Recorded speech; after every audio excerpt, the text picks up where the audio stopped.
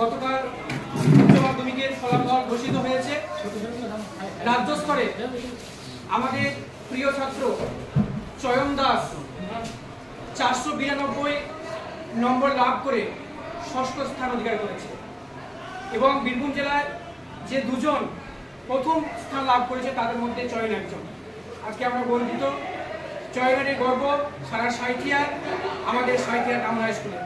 Sainthia town high স্কুলের সাফল্যের যে মুকুট, সেই মুকুটে নতুন একটা পালক সংযুক্ত করল এই আমাদের চয়ন দাস কবিরাজ।